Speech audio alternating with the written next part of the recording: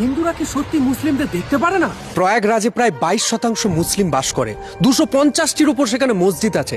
ভালো করে ভাবুন, প্রয়াগরাজ মহাকুম্ভে যেখানে 60 কোটির অধিক সনাতনীরা এসেছে, কোনোদিন শুনতে পেরেছেন ওই মসজিদের ওপর কিংবা মুসলিমদের ওপর কেউ আক্রমণ করেছে, কেউ হামলা করেছে, কিংবা কোনো মুসলিমের দোকান উৎখাত করে দিয়েছে?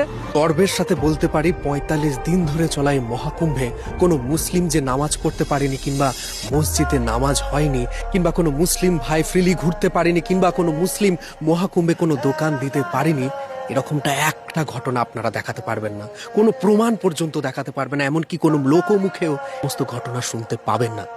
কারণ হিন্দুরা কখনোই অন্য কোনো ধর্মের উপর আক্রমণ করে না। আমাদের ধর্ম আমাদের শেখায় দুষ্টের দমন, শিষ্টের পালন। আমাদের ধর্ম আমাদেরকে শেখায় নিজের ধর্মকে তুমি পালন করো এবং অন্য ধর্মকে তুমি সম্মান করো। তার জন্য আপনারা কোনো দিনই শুনবেন না যে মহাকুম্ভে কোনো মুসলিমদের সাথে কোনো খারাপ কেউ করেছে সনাতনী হিন্দুরা। সনাতন ধর্মই তো শেখায় মানুর ভাবা, অর্থাৎ মানুষ হও।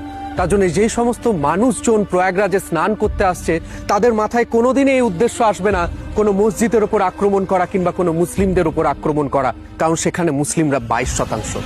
তার জন্য যে সমস্ত মানুষজনরা বলে না হিন্দুরা কাট্টার, হিন্দুরা অবশ্যই কাট্টার, কিন্তু কোনোদিনই কঠোর নয়। আমি নিজে একজন কাট্টার হিন্দু, কোনোদিন আমি সেকু হিন্দু নয়, সেকুলার হিন্দু নয়। কারণ একজন কাট্টার হিন্দুই নিজের ধর্মকে ভালোবাসে এবং অপর ধর্মকে সম্মান করে।